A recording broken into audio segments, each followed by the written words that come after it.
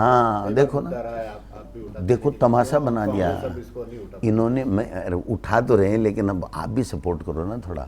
हम तो कह रहे हैं भाई, कॉन्स्टिट्यूशन आर्टिकल अनुच्छेद 243 ई और यू में साफ स्पष्ट है कि 5 साल में ये परिसीमन वगैरह जो भी ओबीसी आयोग सब कर लेना चाहिए था। इसमें भी मैं बताना चाहता हूँ 2022 का सुप्रीम कोर्ट का फैसला है, 2023 दिसंबर में ये लोग आ गए। इनको ओबीसी आयोग बनाना चाहिए कि नहीं बनाना चाहिए? क्योंकि चुनाव तो 9 महीने बाद में ही थे, नगर निकाय के 59 नगर निकाय के, और 12 महीने बाद में पंचायत राज के चुनाव थे। तो ये प्रशासक क्यों लगाते जा रहे हैं? आज सब जगह तकरीबन जगह ग्राम पंचायत सब में लग गए, और बाकी पंचायत समितियों में भी काफ़ी 90% में लग गए, जिला परिषद भी 10-15 है उसके अलावा लग गए, और नगर निकाय में सब जगह ही हो गए, 305 के अंदर लग गए। तो आप बताइए प्रशासकों से काम क्यों चला रहे हैं? ओबीसी आयोग ने 3 महीने के लिए बनाया, जो सर्वे किया। मैं 3 महीने नहीं, मैं 1 महीने में आपको पूरे ओबीसी की रिपोर्ट वार्ड इकाई वाइज दे दूंगा।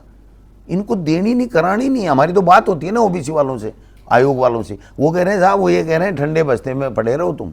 आपने देखा होगा, आपने भी चलाया होगा, मीडिया ने, प्रिंट मीडिया ने भी चलाया कि एक समय आया था जब कि साहब 20-21 तारीख को जो है, फरवरी को या जनवरी को, जो आज ओबीसी आयोग रिपोर्ट दे देगा और हम करा देंगे। इनके मंत्रियों के बयान देख लो आप, हम तो तैयार हैं साहब, ओबीसी आयोग 1-2 दिन में रिपोर्ट दे देगा, हम ठप्पा लगा देंगे, कैबिनेट में चला जाएगा। और अब कहाँ गया वो ओबीसी आयोग? कोई बयान ही नहीं है, कोई बात ही नहीं है।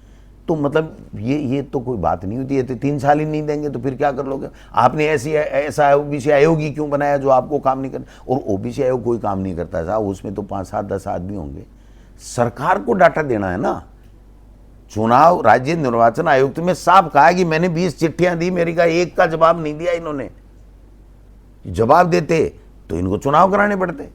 तो चुनाव नहीं कराना, ये इनकी आदत पड़ गई। इनकी जो है ना पोत सामने आ जाएंगे, इनको पता लग जाएगा। बोले सेन बार्बर जी को एक किसी ने कहा कि भाई मेरे बाल कितने हैं?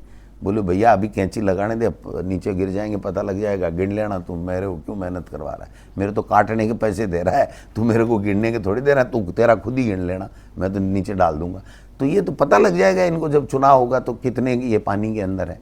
इनकी आईबी की रिपोर्ट ये है कि तुम्हारा सुपड़ा साफ हो गया है। और मुझे तो लगता है कि ये पहले कोई पर्चियाँ बड़ी छोटी सब बदलेंगी, और ये बदलेंगी, उसके बाद में कोई दूसरा ही कराएगा। मुझे तो जो शंका लग रही है, बाकी तो हमारे कहने से तो कोई चेंज तो होते नहीं है, यही रहे हमारे, तो क्या दिक्कत आ रही है? बीजेपी के क्या लगता है आपको कि चेहरा बदलेगा? भाई साहब सब कुछ बदलना है, मुझे तो लग रहा है सब कुछ बदलेगा। नहीं बदलेगा ना तो यहाँ बीजेपी का नाम लेने वाला ही कोई नहीं बचेगा। एक भी बीजेपी के कार्यकर्ता और नेता से मुझे ये कहलवा दो हमारे कोई काम हो रहे हैं, हमको कोई सुनने वाला है। ब्यूरोक्रेसी भ्रष्टाचार में पूरे आकंठ में डूब गई है, और इनके एमएलए और इनके मंत्री भी कुछ ले दे करके काम करवा रहे हैं। ये स्थितियाँ इनकी बन गई है। कई मंत्रियों ने कहा है कि कांग्रेस लिख कर दे दे ओबीसी आयोग की रिपोर्ट की जरूरत नहीं, हम चुनाव करा देंगे। हम क्यों लिख के दे दें? 2022 में कोर्ट का फैसला था, आपकी सरकार है, आप बना दो। हम तो कह रहे हैं कि ओबीसी से ही चुनाव कराया जाए, और लोकसभा में भी जातिगत जनगणना करा करके पूरे देश में ओबीसी और महिला आरक्षण को साथ लागू करके चुनाव कराया जाए। हम क्यों कहेंगे? ये कौन सी बात होगी? हम तो कहते हैं भजनलाल जी इस्तीफा दे दो, दे देंगे। हमारी मानते हैं क्या? हम तो कह रहे हैं वसुंधरा जी को बना देंगे।